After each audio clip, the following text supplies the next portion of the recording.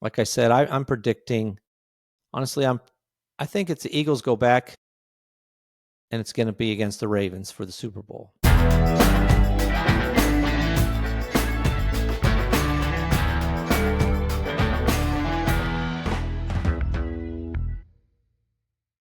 All right, welcome to Just the Stats NFL, the show that covers the NFL statistical leaders from the all-time greats to the current players leading the NFL.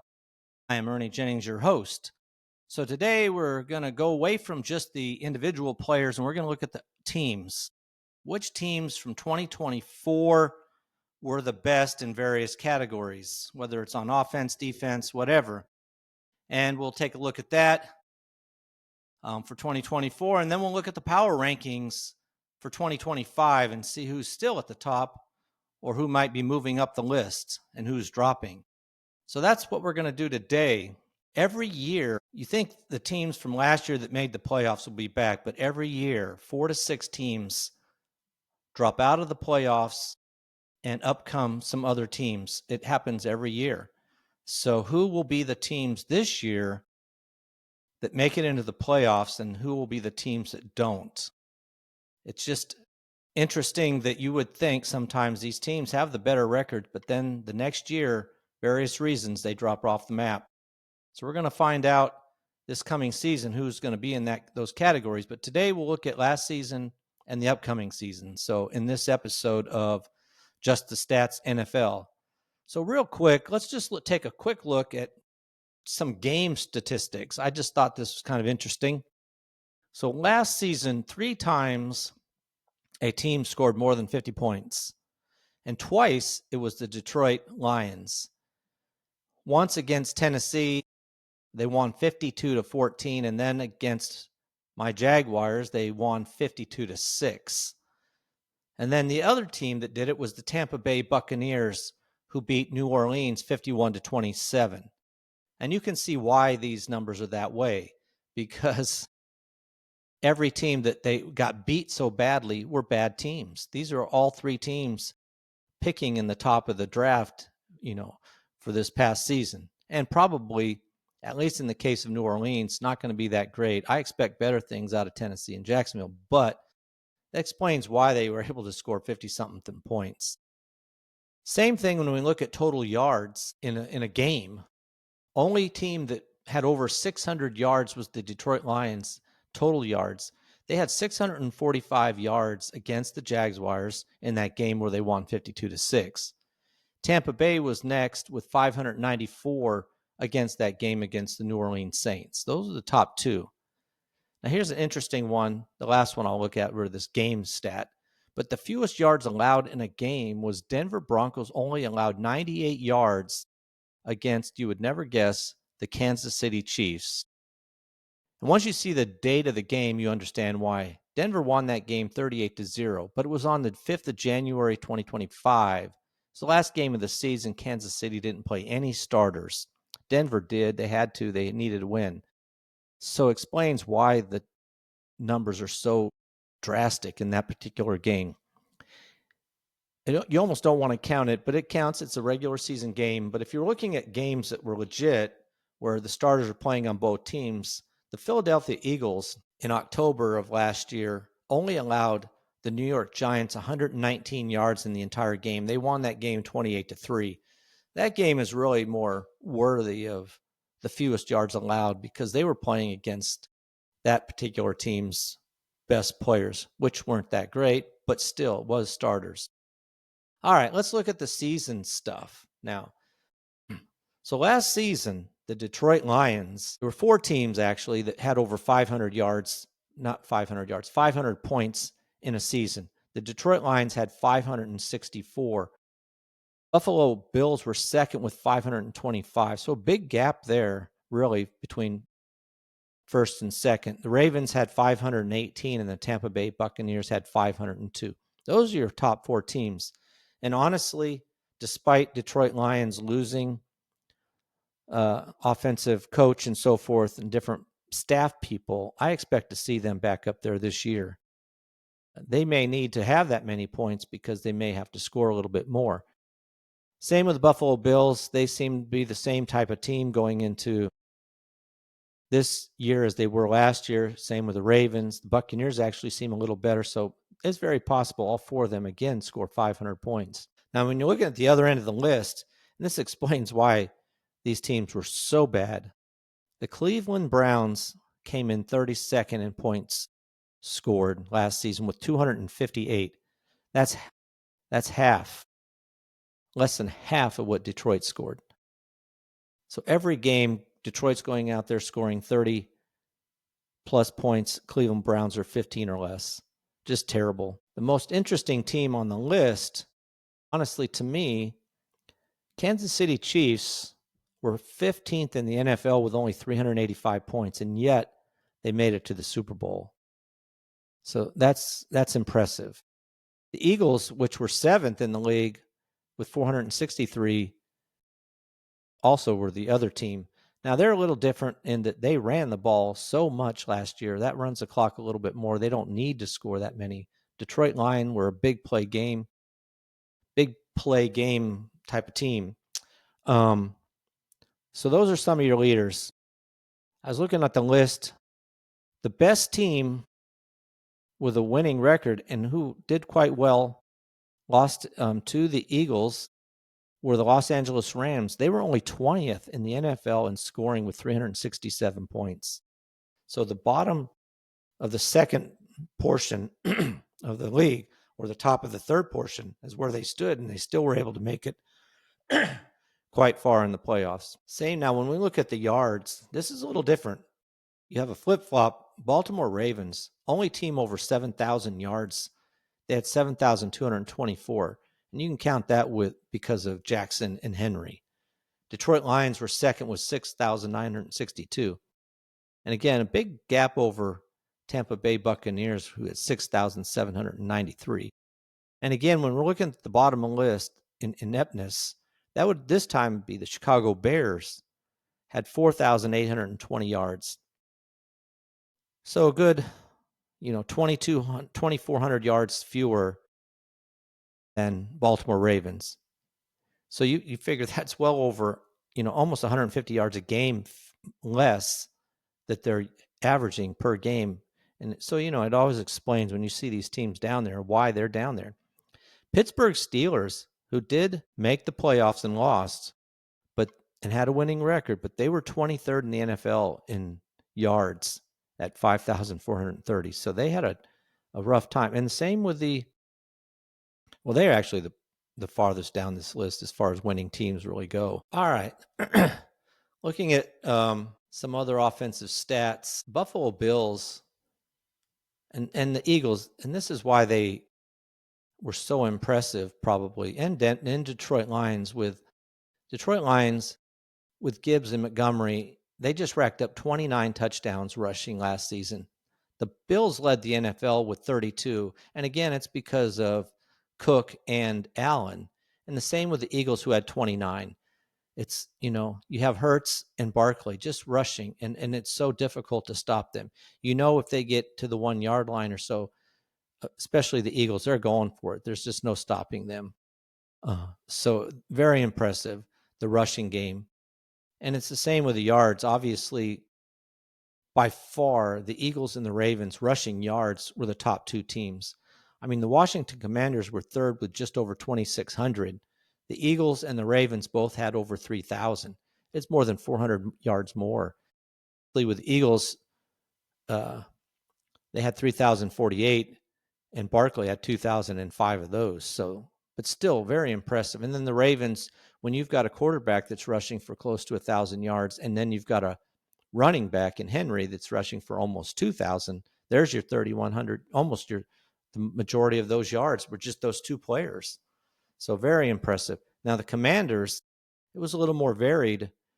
Daniels had a lot of those yards, but it was a big difference. You're looking at the bottom of this list now. The Raiders had by far more than 200 yards less rushing than the next worst team. The Raiders had 1,357, which explains exactly why they got Giante in the draft.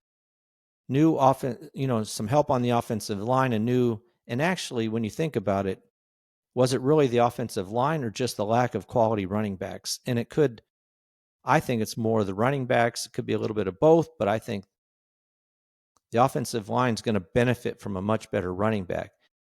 I think that Giunta has a chance to get the total yardage they had all by himself, not even another yard from another player. So you're going to see a massive improvement from that team in the rushing department this coming year. So those are your worst teams. When it comes to passing yards, well, the Cincinnati Bengals led the NFL in passing yards. Now, this passing yard total takes out the sack yardage, but passing yards for Cincinnati was 4,640. Detroit Lions were second. Top two teams. Detroit Lions had 4,474. I expect both of those teams to be up there again for various little bit different reasons. One, for Detroit, they're playing a more difficult schedule. I don't think they're going to have as many easy games. Those 52-6 and 52-14 games are not going to be so prevalent for them this year. They might have to battle it out a little longer into the game, so they might rack up some more yards. And Cincinnati Bengals, their defense, if they don't keep Hendrickson, it's worse than it was last year. So they're going to have to score every point they can. They'll be throwing the ball all day long. I expect that number to even go up higher. So I don't see a lot of change there. The one that might change, San Francisco 49ers were fourth in the NFL in passing yards. That could go down some. If McCaffrey's healthy and plays the entire year, you could see a much better rushing game out of them than they had last year.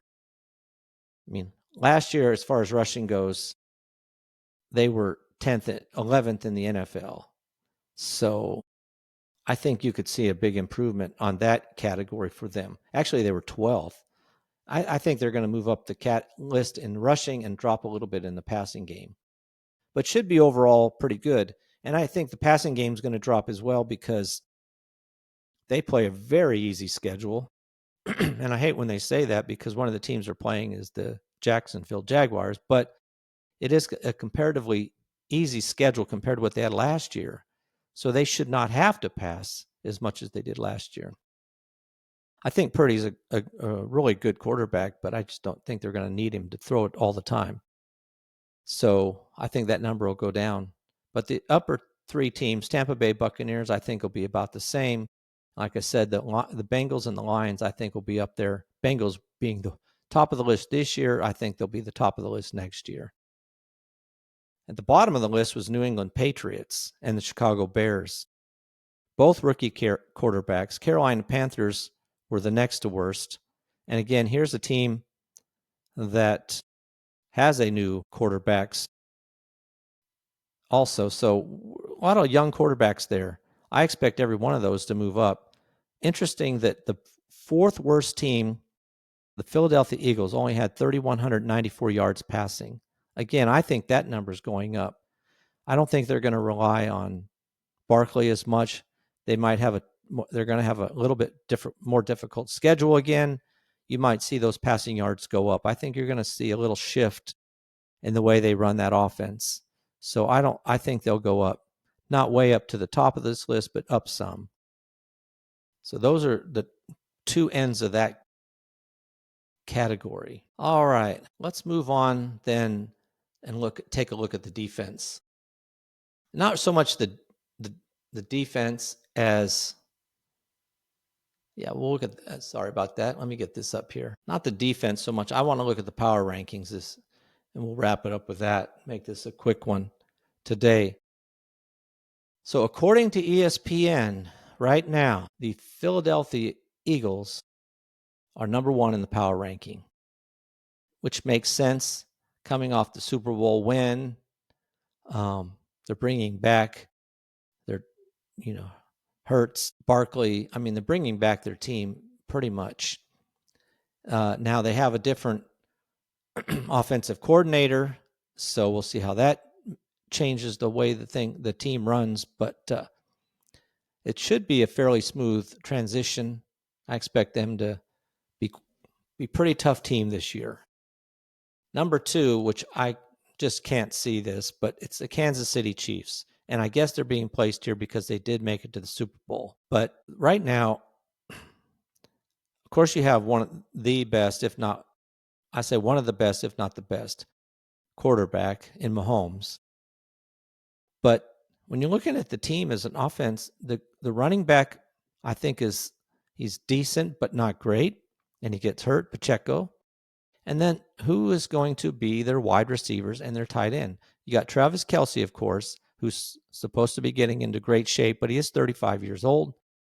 You've got Rashee Rice, who will probably play the first 4 games, and then we don't know after that how many games he's going to miss during the season. You got Worthy, so we'll just see. But I honestly can't see them being the number 2 pick. And like I said, if this is strictly going by the fact that they made it to the Super Bowl, then I guess I get it. But if you're really looking at who you think is going to be the best team, I just don't see that. Number 3, Buffalo Bills. And obviously a lot of people think they have a good chance to go to the Super Bowl this year. I put the number 4 team, Baltimore Ravens, right there with Buffalo Bills. I think they're both in very similar situations.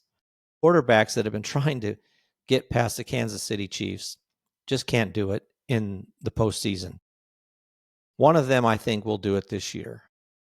I personally think it's the Baltimore Ravens will end up being the Super Bowl team this year from the AFC, but we'll see. But the Buffalo Bills signed a lot of their offensive players. They finally signed Cooks. So we'll see how they do. Honestly, I kind of question. I mean, they have Allen, obviously. That's what's carrying this team. And he'll have to do it again this year. I don't see anybody that's super great. James Cook may think he's super great, may think he's one of the top running backs in the NFL, but I don't think he is. He got a lot of money, $12 million a year, but I don't think he's worth that. But we'll see. Maybe he'll pan out better than I say. But they cannot afford too many injuries. As far as wide receivers, tight ends, they just got a smorgasbord of players, but none of them are standing out, and that's part of the offensive setup of this team, that they spread it around. Everything runs through Allen, of course, and then Allen if he gets hurt, the season's over for that team. But so they got them 3rd, Baltimore 4th, and they're just rerunning this season. I just think that they'll do it this year. I think they'll be the team that can make it over the hump this year. So we'll see how that goes. Detroit Lions are 5th, which is interesting. This is for Goff, another big year, his make or break.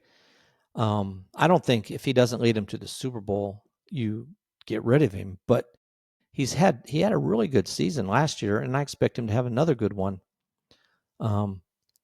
They just need to also another team that just can't lose some of the games they lost last year. They need to be winning. Of course, they only lost twice, but then in the playoffs, I really think you can't lose to Washington. I know Washington and Daniels is just an amazing player, but Detroit Lions had a much better team than Washington. They should have won that.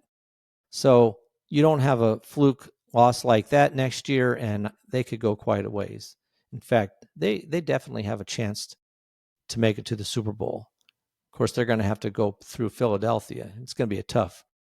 That NFC, a couple of these teams are really difficult. Washington Commanders are 6th. That one's questionable to me. Daniels has to stay healthy. He's an amazing quarterback. He's kind of like some of these other ones where their team around them isn't that great, like Allen. The players around him aren't that great. And for Daniels, he just makes them better. So we'll see what happens there.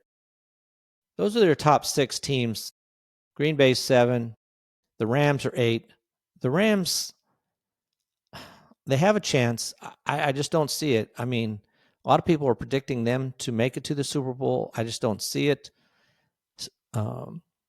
Stafford has to stay healthy, and he is already having back issues.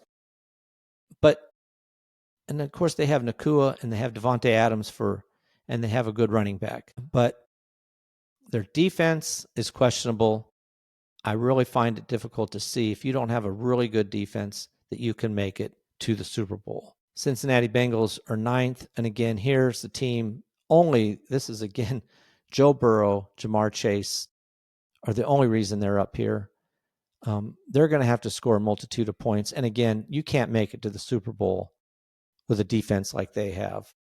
You're just asking too much of the offense to have to score consistently. Those are your top teams. I'll mention one more. Denver Broncos are listed as 11th. I think by the end of the season, we're going to see them ahead of the Kansas City Chiefs because I think they're going to win the division the division that the Kansas City Chiefs and the Denver Broncos are in. I think this is the year finally that Kansas City does not end up in first place. Those are your top teams. Going to the other end of the list for the teams that aren't that great, Tennessee Titans are 32nd. So we'll see what happens there. Cam Ward's the new quarterback there. I really find it fascinating that they would think they would finish last. Cam Ward's been looking pretty good. The team they have, the 31st New Orleans Saints, is who I think will finish up last in the NFL. Cleveland Browns are another one. Now they just trying to find a quarterback. They're just a mess. It's sad when you're the coach and you're trying to deal with the kind of mess that you're handed. It's just amazing. The Giants, 29th. I don't know. I really think they have a chance. They have a really good defense, which always gives you a chance with the defense they have.